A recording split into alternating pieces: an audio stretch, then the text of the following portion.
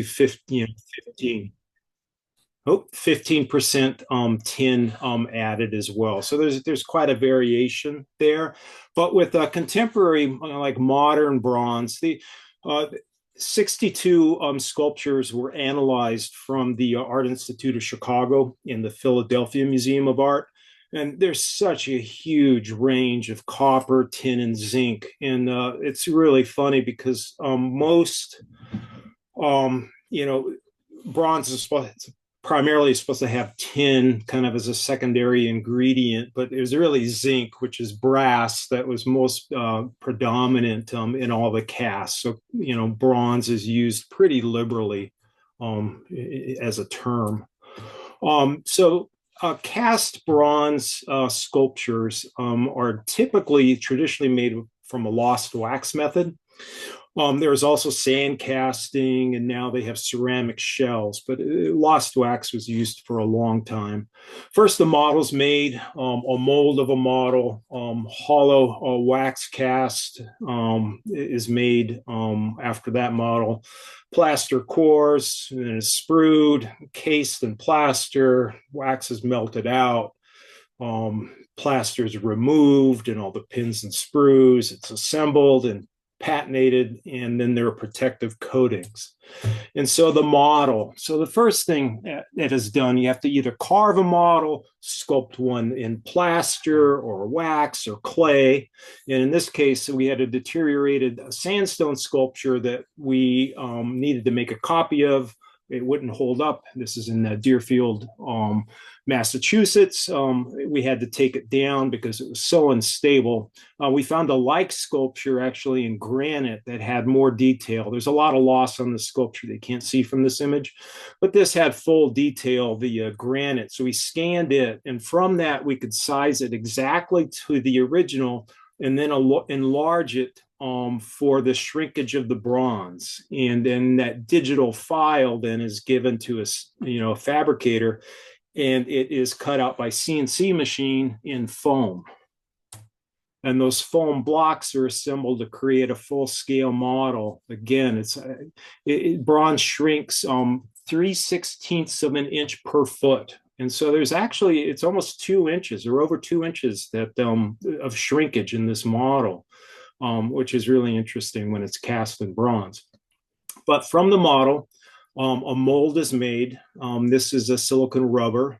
And then over that silicone rubber, plaster is formed. And behind me, you can't see it up there, behind me over here is actually this sculpture with the mother mold around it from Deerfield Academy. Now, once the mold is completed, it was parted in half, and the top half of the figure was slush cast with melted wax. And then you slush it around until you have a wall thickness about 3/16 of an inch. And then the bottom part of the figure, it was also slushed in melted wax. And what happens in the slush cast process is you get about a 3/16 of an inch buildup around the mold itself, and it's hollow inside. And while that's still all encased in the mold, they actually fill it with plaster, the interior. So the interior of the soldier is completely encased now in plaster, as well as the bottom portion of the figure. You can see some of the plaster up here. And this woman, this is at Modern Art Foundry in New York. She's doing some detail finish work on the wax. Every step of the way, the folks in the foundry are amazing craftsmen. They're always on it, making sure everything runs smoothly. So to keep that inner plaster core, it's called the core material, core plaster in place, they have to drive nails through the wax. And then when they add the plaster to the outside, it'll keep both of those forms in place relative to each other, because you don't want that interior core to move after this wax is melted out. So they just drive these big steel nails through, and they use steel because the steel has a higher melting point than molten bronze. And so they won't melt in the casting process. And then sprues are put in, and sprues are gates and vents that allow the molten metal to pour into the voids and gases to escape. And if they didn't have the vents to allow the gases out, you would have explosions, you would have extreme porosity, you would have voids in the cast. It's really a cool, it's an amazing process. And so they have to really think ahead and think about all the low points and how the molten metal is going to rush in a uniform way so it cools properly as well. You're always worried about thermal shock and all the gases to come out. It's really remarkable how much they have to think about. And as I said before, then the entire outer portion gets encased in plaster, wrapped with wire, because there's going to be a huge amount of force put on this when they pour in the molten bronze. And they make it just one big giant plaster block out of it. And then that is actually put into a furnace and it's melted out. So the wax actually comes out a channel at the very bottom of that plaster box. They actually put a door over this, fire it up, the wax melts out, and while this block is still warm, they have the crucible in the furnace where they're adding ingots one at a time, melting them until it gets to about 1700 degrees evenly for all the bronze. And they have to calculate how much bronze it's going to take to fill that now hollow form for the figure. So the foundry guys, they're just pretty remarkable at figuring out these all of this information. And once they have a nice material ready to pour, 1700 degrees, they pour it to the top of the plaster and fill it full. And then once it cools, they break out all the plaster from the outside and the inside and then cut off all of the sprues. And they drill out all those iron pins are supposed to drill out. They're also known as chaplets, and fill them with bronze so they don't rust in the future.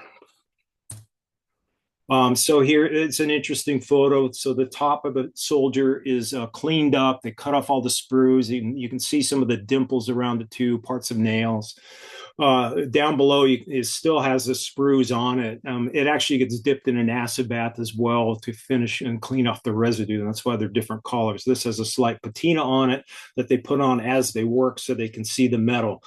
Bare bronze is actually a very shiny metal, and it's hard to work on all day long because you can't see the sculptural detail. It's just too shiny really to get it.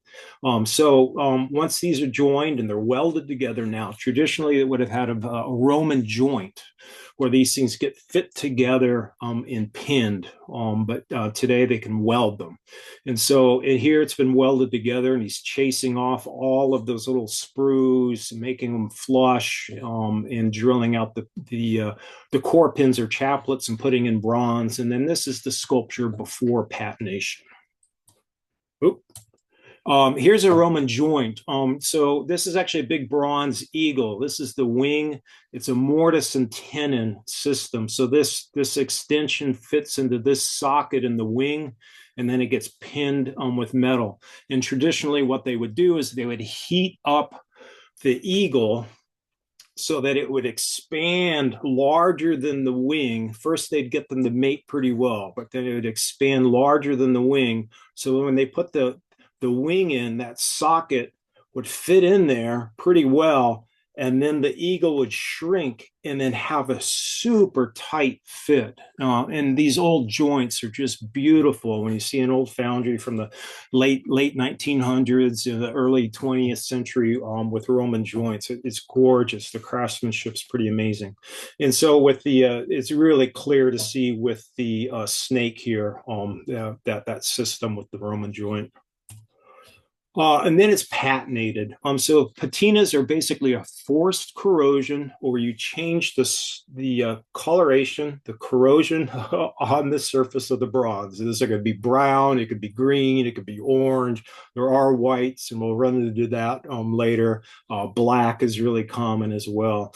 And they're created by putting these chemicals into water and then spraying them on or brushing them onto a surface that's heated with a propane torch. It's a hot patina. They make cold patinas as well, but you can't control the colors as well.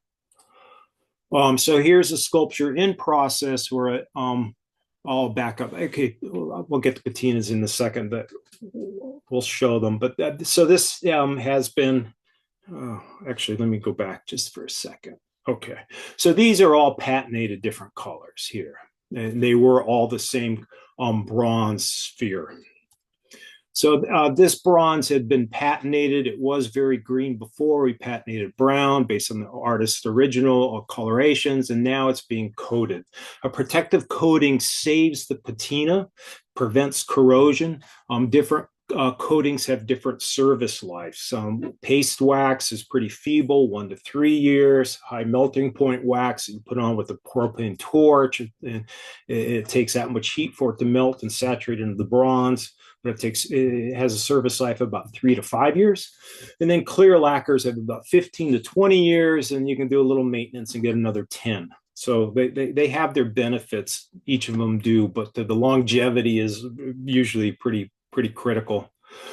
So here's that same soldier. We have a patina that's designed to match the original stone because it was a stone sculpture. So we wanted to blend well. So it was patinated brown to pick up these hues, and then coated with incralac with a little bit of tint to bring it back to the stone color.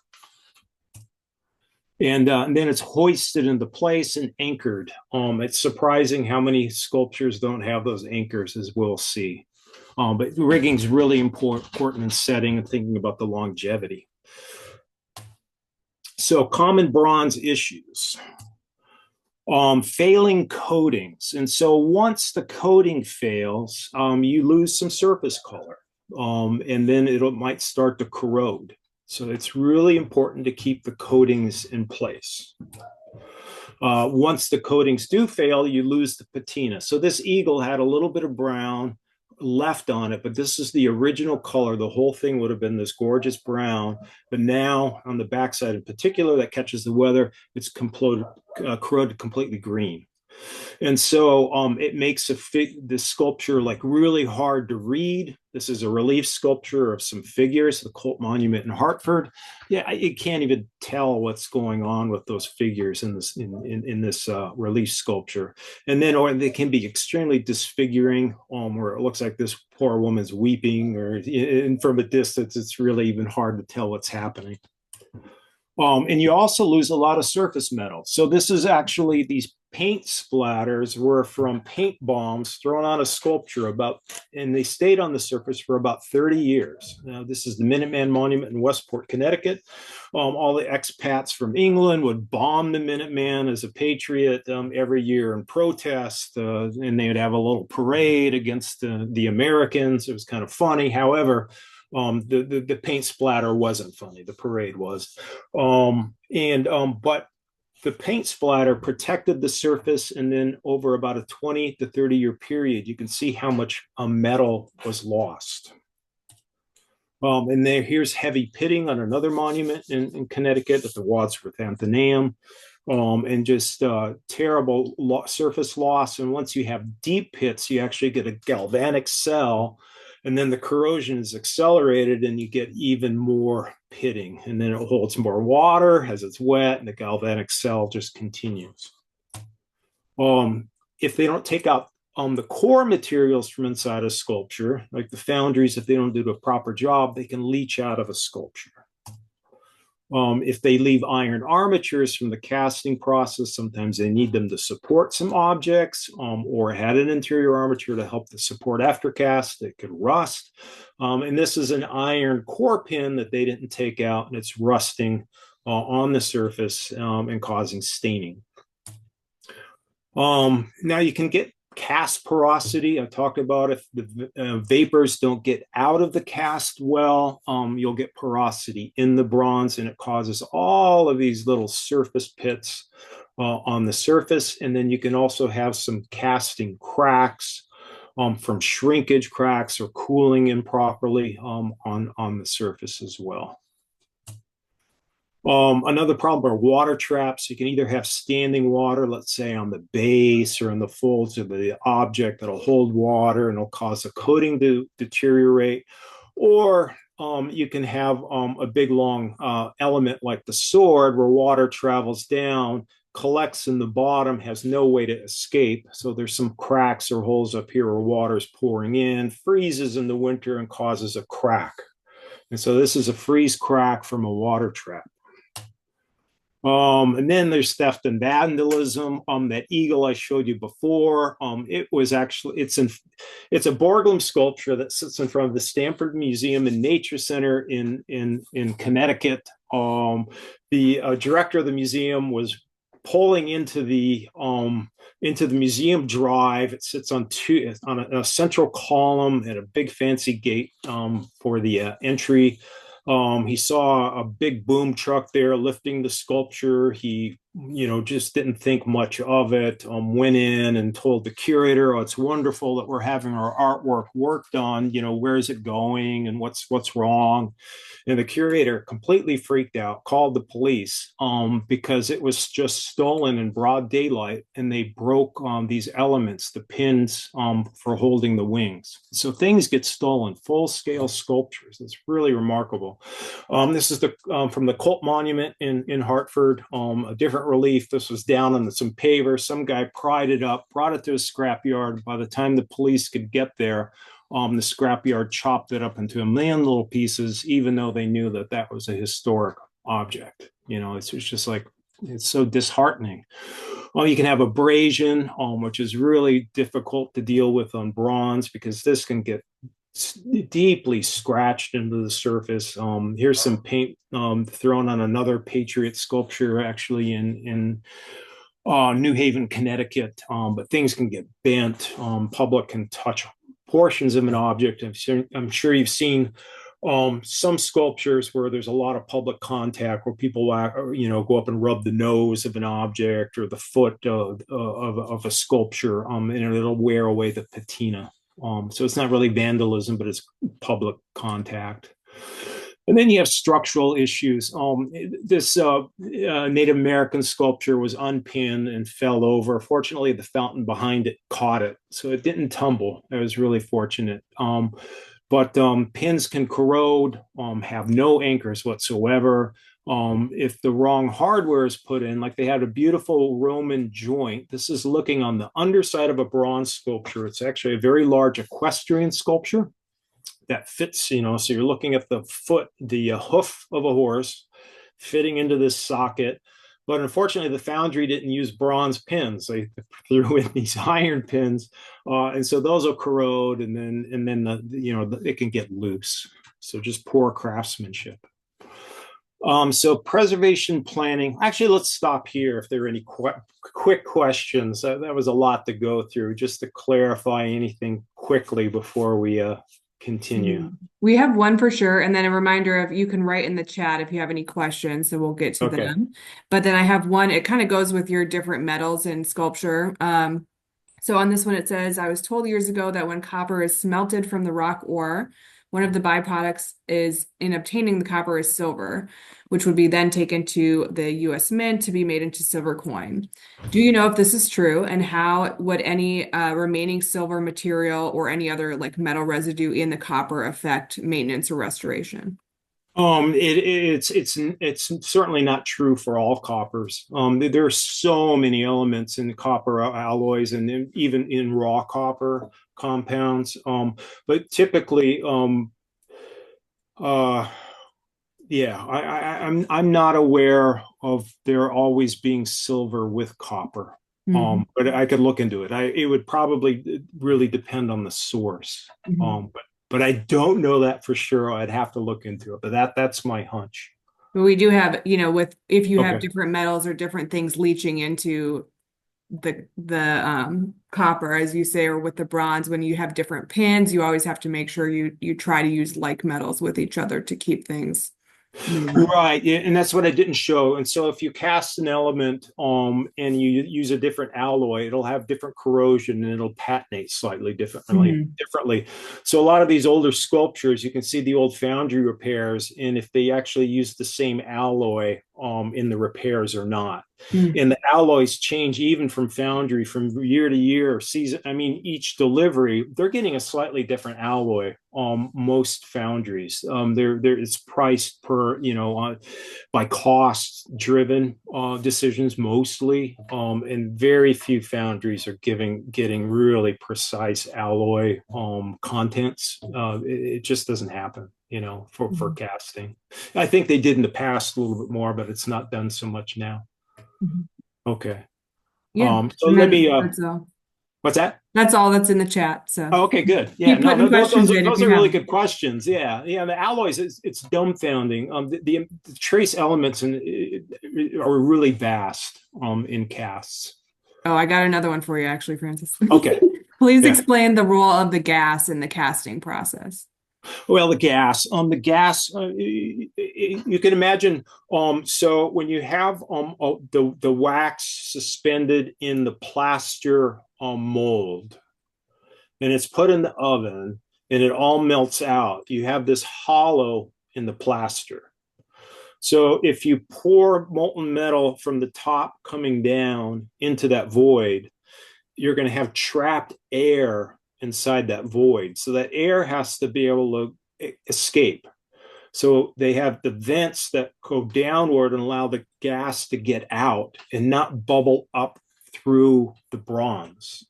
Or else you'll end up again with giant hollows in the cast, and yeah, it just makes a huge mess. And if there's moisture at all, for whatever reason, let's say they melted the wax, but then their big blocks sat for a while, high humidity, and then they pour the molten bronze, and there's moisture in there. The moisture can also cause porosity and problems in the cast. So I hope that makes sense. Mhm. So I'm going to jump into preservation planning and conservation treatment. Four basic kind of topics: it's developing preservation plan, conservation treatment, documentation, and maintenance. And so the American Institute for Conservation is the governing body within the US for conservators. And they have great publications and guidelines for practice, commentaries for the guidelines, and code of ethics. It's a wealth of information, and there's immense discussion among conservators and publications that are out there, so to try and stay abreast of latest findings. And then we also can rely on the Secretary of the Interior standards. And so the National Park Service, through the Secretary of the Interior, and hopefully they're still there tomorrow, they develop a lot of preservation methodology and research. But four basic approaches that they have defined are preservation, which is basically to try and restore something to a specific time period. Preservation is just to try and preserve it the way it is, to halt any degradation would be preservation. Accepting discoloration, cracks, all that stuff. It's just to try and preserve it as it is without causing any more damage. Restoration would be to try and bring it back to a specific period of time. Reconstruction is to kind of recreate vanishing parts. This is mostly made for historic properties, but that comes up sometimes within sculpture, within settings, missing portions of base, if it was a part of a bigger structure, on and on. And rehabilitation is like the need to alter something for current conditions, like access to a site, wheelchair access to a monument, that type of thing. So a preservation plan needs to look at a lot of issues. You need to have a condition assessment to know exactly what's wrong with an object. And wow, it can be a lot of things: soiling, all that stuff that we had talked about before, structural issues, cracks, breaks, and how the environment actually affects it as well. You have to review historic documentation about the object, to look at photographs, historic correspondence, publications, drawings that will give you insight to the history of the object and why it's deteriorated the way it has, and what its original qualities were. If the artist is still alive, definitely have the artist consultation. Talk to the artist, find out the materials and methods they use, their philosophies on aging, and what their recommendations would be for treatment.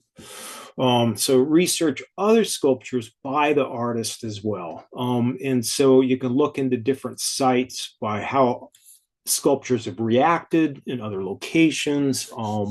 If the other sculptures are indoors, it's almost back to a review of historic documents. But you can find other objects that aren't pertaining directly to the sculpture you're working on that might give you insight.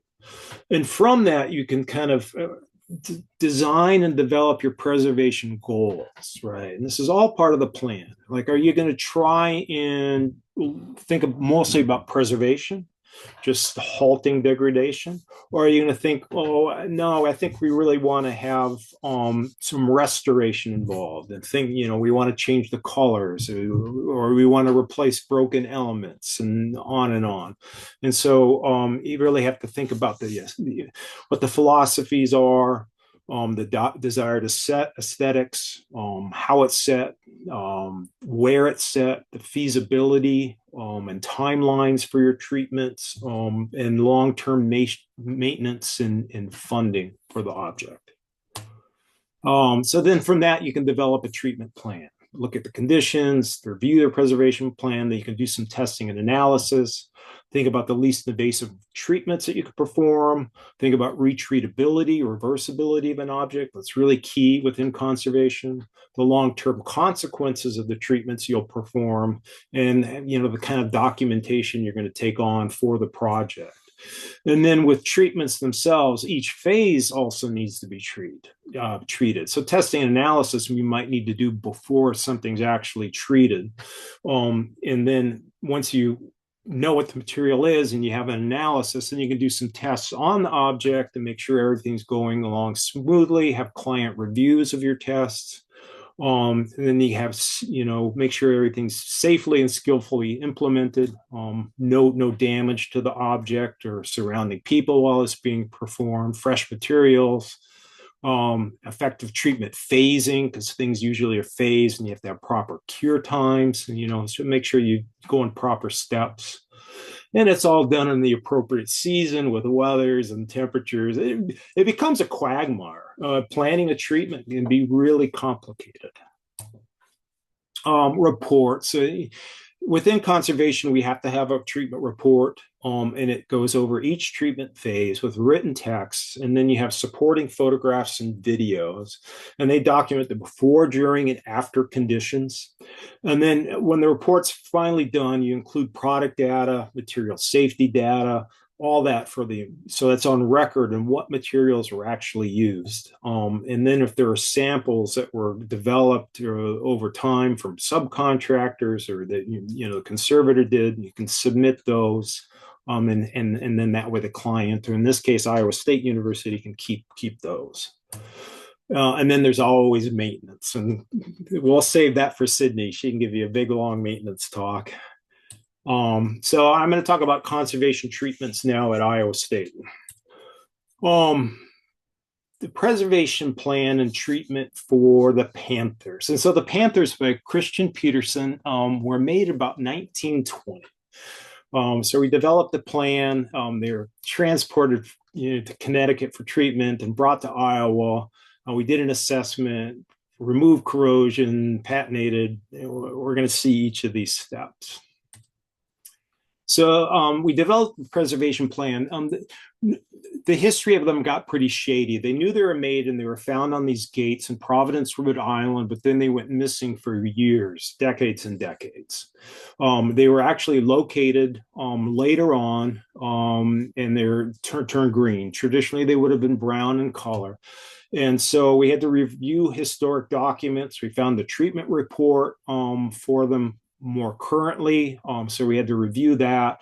We looked at traditional sculptures by Christian Petersen and his original patinas, and patinas that were developed for other Petersen projects. And so you kind of like weigh all that information to try and come up with a preservation plan. And we decided to restore the patina on historic patinas by Christian Petersen and put on an incralac coating.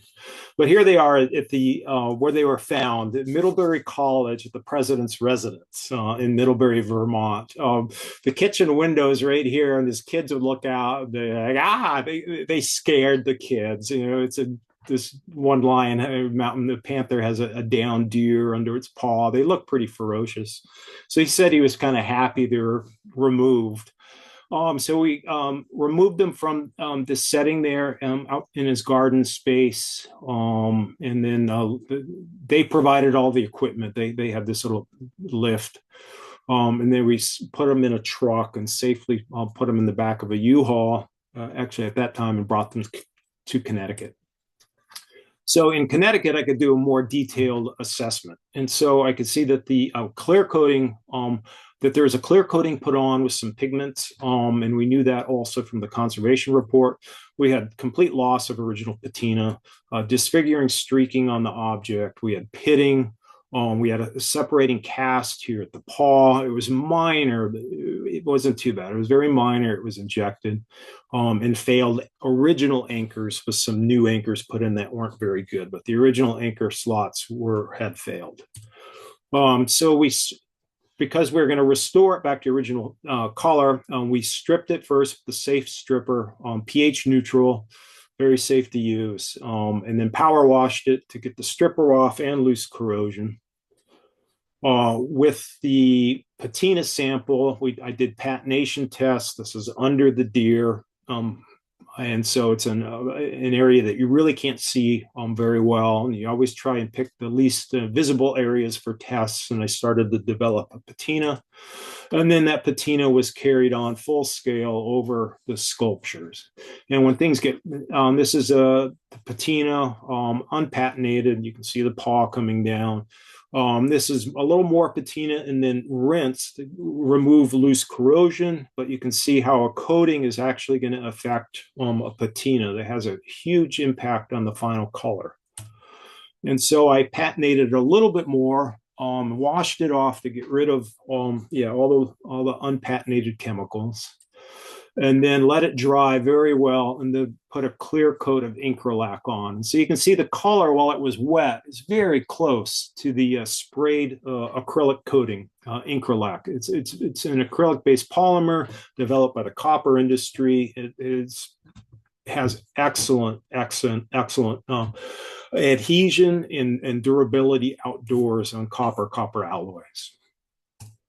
Then they were shipped to Connecticut with a parade entry. To Iowa State University with a parade entry, which was really remarkable. Hoisted by crane off the float, set to the site. We developed a whole setting with these slabs of limestone. There's Lynette Pullman, the director of the University Museums. And this is some of the most fun I had, I think, in the whole project, was just playing with these and setting up a dialogue for the sculptures. But once we knew where they were going to go and how they were going to interact with each other, we marked out the footprints, marked exactly where the anchors were going to fall, cored them out with the wet diamond core bits, cleaned out the holes, and then set them in place. It wasn't an easy process. This piece alone, I probably had 8 to 10 stainless steel anchors coming out of it. I corrected the old failed anchoring portions in the paws. I enlarged them, retapped them. But getting everything to run parallel and set was not an easy task. There it is. It was dry set and then epoxy put into the holes and then set in place. And this is the sculpture after treatment. And you can see it right across the street from the Petersen Gallery and Museum. Bravo 3, yeah, a wonderful contemporary sculpture. So we're just shifting from a very classical sculpture to a contemporary sculpture by Bill Barrett, 2005. We developed a preservation plan, and this was a treat because we could actually talk to the living artist. And so we talked to the artist. We found out exactly what the patinas were, how it was finished, and the coatings. Um, we'll talk about the coding too. But he was really wonderful to work with. And Sydney Marshall, it was the first time I met Sydney, was on this project, and I don't know if she got found out what a workaholic I can be with limited hours in the summertime to work. But Sydney was fantastic to work with on this project and all projects after at the university. So a condition assessment. The coating was failing, and so there was corrosion developing, loss of color on the surface. They had polished edges initially that were now starting to corrode and fade. People walk on that base a lot and abrade it, a big footprint there. That was actually taken during treatment, which was super annoying, but I had to show it in there kind of for the condition assessment. And an element actually had a crack in it. So it had a clear coating on it, and we removed the clear coating with steam and some strippers and solvents. It was like a three-part treatment to get the coating off. So this is Sydney washing it with. It's actually not 100% steam. It's very, very hot power washing, but it caused the coating to separate and almost melt in a way, loosen up. It softened dramatically, and you could take it off with the power washer. And then we did tests with strippers, the pH neutral, to make sure it wasn't going to damage any part of the bronze, cause any corrosion. Again, even though I've used the stripper before, I want to test it on every object to make sure I don't cause any other damage, because it could interact with the patinas on this for some unknown reason of alloys. And so always test everything, and during the right temperatures during the day for treatment. And so we monitored things by temperature as well and duration. And we found a great system and time frame with dwell times. And so we coated the whole sculpture. Here's Sydney painting it on the safe stripper. It kind of stank. It wasn't hazardous, but it really had an awful smell, with that much surface area. And so that's why she has her mask on. And a suit. You don't want this stuff on you for whatever reason. And again, we would monitor the temperature just with the infrared thermometer here. And then we had to remove it with isopropyl alcohol. That actually we'd power wash it and then remove it with the alcohol, and the alcohol got all the residue off. And then I forgot. Then there's a little bit of wax in there that we found, and so we had to wipe it down with naphtha. Getting wax out of bronze is not easy, so there's a lot of rubbing on this. And then the crack was welded using an aluminum bronze rod. It was pretty structurally sound. The TIG welded, and then it was chased with a grinder. You can see over here to match that kind of smooth contour of his work. It had big water traps. Water would pool on the base, and that would just cause corrosion and loss of coating, then corrosion. And so what I did is I made huge puddles and then let them evaporate. And then I found out where it pooled the most and then drilled weep holes down so the water wouldn't collect on the base. The sculpture, we worked with the artist. We put a very light patina on with sulfated potash. We gave it a little darker appearance again. And then we very carefully abraded the very edges to bring up a polish. His original sculptures have these polished edges. And they're really quite beautiful once the coating goes on. And so the patination, it was washed and rinsed off to get the unreactive stuff off. It was rinsed also to get off the residue of the sanding process with it was like very, very fine paper and Scotch-Brite pads. And then it was coated with ink, and actually Permalac, which doesn't cause it much orange peel. It lays very flat, Permalac coating. So put on with HVLP, and I had to mask areas so I wouldn't have overspray and excessive coatings on different parts of the sculpture. So this thing got masked all over the place in different at different times. We'd have to let it cure and then mask areas that we had just coated. It was quite a process. And we had a huge movable tent that we'd roll over the sculpture and back, and that was quite a chore, but we had made our own little studio. And this is it after treatment. But you can see the polished edges, quite beautiful. Lighting on a sculpture is critical. Oh my gosh! In direct sunlight, beautiful browns come through. It's a really gorgeous, really rich patina. In shadow, it turns to a really deep brown to black. And then it picks up the sky. The blue reflects off of it. If you look down on the base, this is from the blue sky. It's really amazing how lighting affects a sculpture. Much to my chagrin when I travel, because sometimes I have a hard time photographing things after treatment. But in this case, I thought it was really beautiful how it captures the light. Then I'm going to jump right into Jack Trice. Well, contemporary sculpture as well, 1988, more of a traditional figurative sculpture. This sculpture had, some smaller pieces about it, which was kind of interesting. I kind of like those attachments that are in different areas. Unfortunately, the cast had a lot of plaster inside of it. And so we worked with Lynette Pullman, the director, knew the history of this piece. In the past, it was actually brought back to the artist. They had to open it up and take out a lot of the foundry material, but still some was leaching out. And so we had to deal with that. The loss of the wax coating would cause corrosion on the surface. And then here's some of you can see the leaching pitting on the surface, or the leaching comes out through holes in the cast. And so the plaster from the inside, the investment, when it gets wet, leaches out the holes. So we power washed it, and that worked out really well. Pretty high power.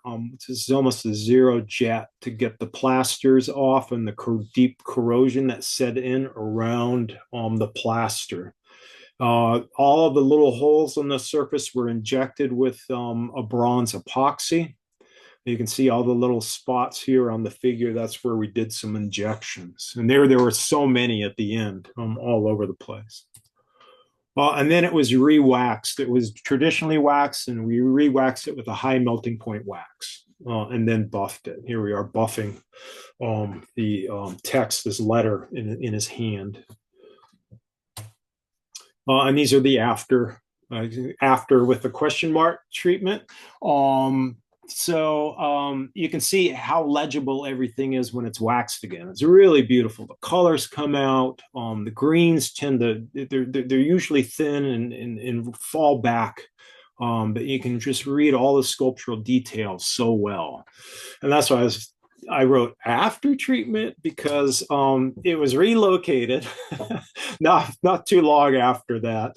And so we looked up inside of it to see how much investment materials were actually left in there. And there weren't too many. It was just in these little cavities. I think it was just caught in cracks. But Sydney and I all looked at that.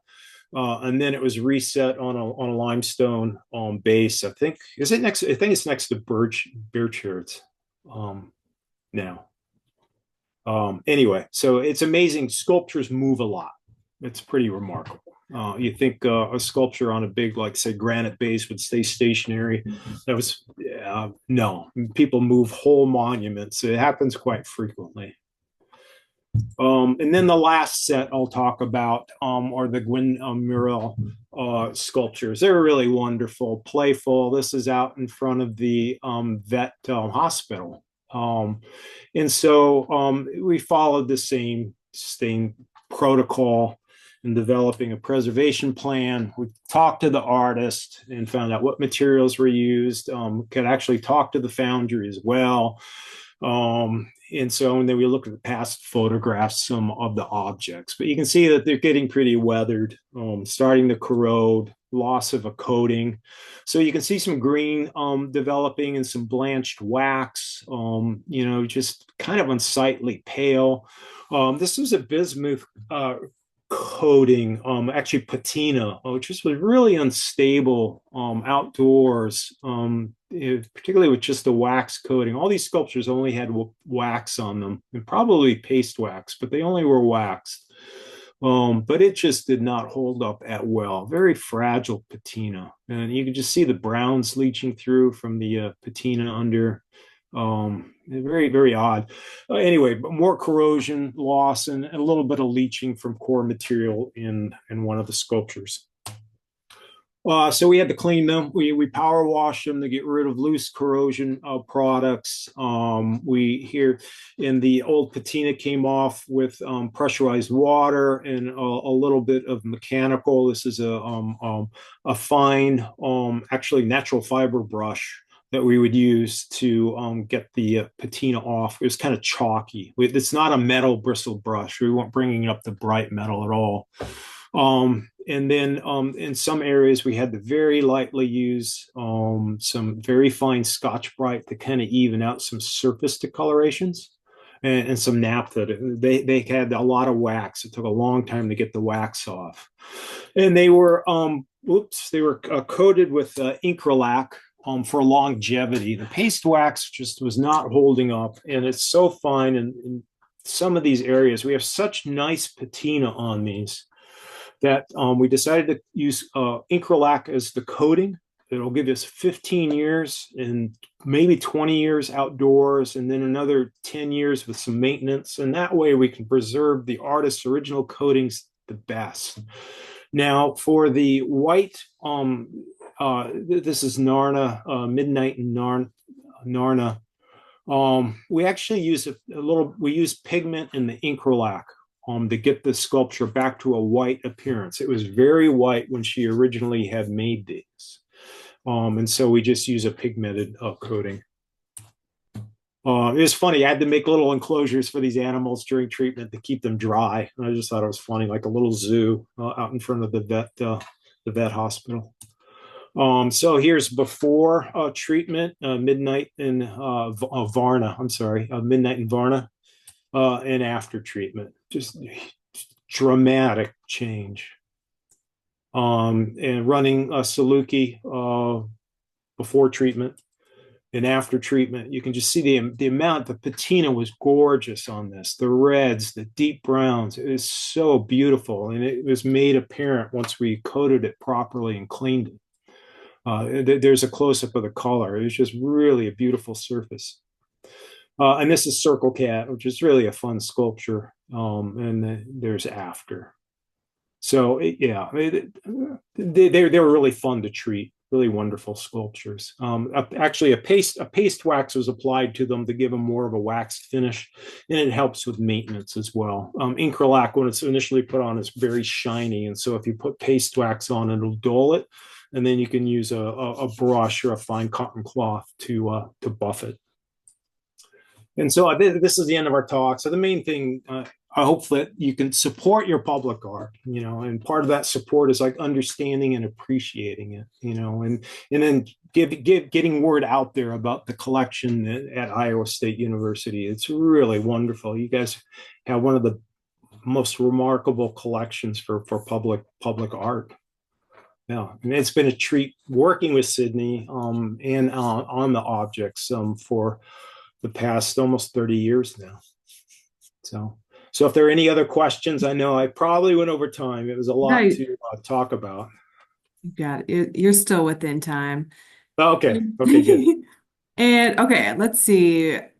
From Rick, are there any non-destructive methods to determine the percentages of metals in the bronze? They probably can. I do not do that much of bronze analysis. It ends up with my treatments that I can. In fact, I know there are, because the Getty's setting out parameters for that now. And I think they're doing X-ray diffraction on bronze as well. But I personally don't know that side of things that well. I usually can either send them off if I need to, but most of the treatments, the alloy content doesn't matter that much unless something's going to get replaced. But even then, trying to match that alloy precisely for a new cast is really hard to do. And so it's just not done that much, at least on my end. The cost would probably go up astronomically, and most of my clients can't afford that. But yes, I think X-ray diffraction now is a non-destructive method, and I think the Getty's kind of leading the way with that. And this, I think, is when we were talking about Bravo. When all the chemicals that we use to clean the surfaces are washed off, is there a method for collecting the washed out liquids, or does it find its way into the soil or other subsurfaces? Oh yeah, it kind of finds its way into the soil. These aren't terribly hazardous materials, and nor is the quantity. The quantity in a landscape of that size is just something we don't have to worry about too much. And even with the stripper we were using was pH oh, neutral. the safe stripper. Yeah. Yeah, even that wasn't too bad. I mean, that one was starting to get up there. Yeah. There are standards, but when I've had to work next to wetlands, we've had to collect runoff and get rid of it. The safe strippers are supposed to break down pretty well. And then the solvent use is a rinse, and that's captured in a paper towel, and then we just let those evaporate. So there's not a lot of chemical that's getting pumped in. Yeah. Mhm. And then when you scan objects for replication, how far apart are your data points? I think maybe for that first sculpture, the sandstone Oh topography. yeah. It ends up that the CNC machine, they weren't as capable at that time as the amount of data that would be possible to capture. And I don't know the exact quantity that we used for that. But I will say that the ability to capture far exceeded the possibility for a realistic budget for a CNC machine to cut it. That's changing now. We just had a scan made of the relief sculptures for the Fountain of the Four Seasons, and very high resolution scan. And I don't know that I forgot the exact distances. I can find that for you and send it off to Sydney. I can find out exactly what it was. But now they could 3D print them pretty well in a larger scale, which was really wonderful. So we captured tool marks in the 3D print, which was phenomenal. And there's no way we could have done that with the foam CNC. It just was not feasible. Mhm. One says, how many years of neglect would it take to have such damage to these and other sculptures? So maybe like for some of your examples of common damage, how long does it take for that to start happening? Well, the dogs and the cat out in front of the vet hospital, you know, they were out there for only what 5 years or so. And so we Yeah. started to have a surface coating loss, right? And so the longer the coating's off, the more corrosion, the more patina will get lost, will be lost, and then more corrosion, and then pitting can start to occur, and that pitting just accelerates, the more it holds water. So that heavily pitted sculpture we saw of the Nathan Hale in front of the Wadsworth Athenaeum in Hartford, that was that cast was from 18, I forgot what it was. It was pretty old, right? So well over 100 years old, 120 years old, 140 years old. And so that's the amount of damage over that period of time. Anchors, it's just the amount of time for something to corrode and go wrong. Theft, there's nothing you can do about that. It comes in waves. People trying to scrap stuff. Sometimes it's quiet for decades and then it gets bad again. Um, yeah, so it varies a lot, but it doesn't take too long. Once a coating fails, so then deterioration happens pretty quickly on the surface. Well, and that's for like our annual maintenance, right? With the wax and stuff that helps to prevent if there is an issue with coating. Right. And so that's when you have when you develop a whole plan, your maintenance needs to be keyed into that with funding toward it and a dedicated soul like Sydney.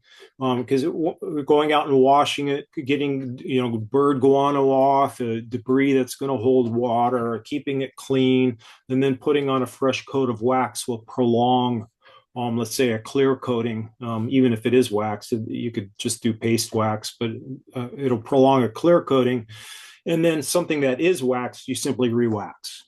Um, so, um, so a clear coat, I will say that once it goes bad, then you have to strip it again, and it's a big hassle. Maintenance of wax is really wonderful because it just immediately rejuvenates the entire coating system. So Mhm. it's that part's really pretty nice. We had a question on if the recording will be available. Yes, it will be. We'll put it on YouTube at some point when I edit it. I have to add like a title slide and things, and we'll get it uploaded. So soon, as soon as we can.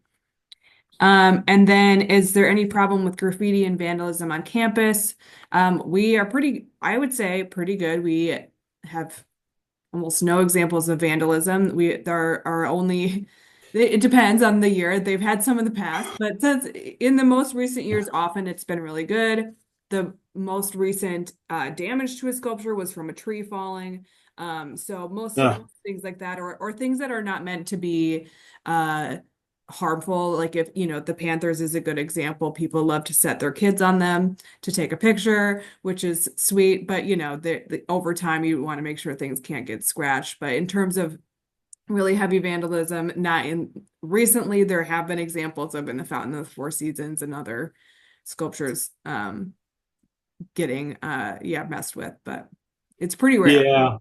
No, it seems like it's been pretty good. But I'm glad you brought up again the environment. Yeah, trees are a huge problem. They drop debris, birds sit up there and poop on everything, and that's kind of it's acidic and it'll dissolve coatings. You guys don't have a lot of pigeons there, so that's not a big deal. They're not a big urban environment. But tree branches falling are a huge source of problems with sculpture objects in general. Sprinkler systems can be create havoc on objects. Yeah. Mhm. I think that's it. Any other questions in the chat? If not, that's okay. You can always email us with any questions you have. If you see me out there in the summer cleaning, you can say hi to me.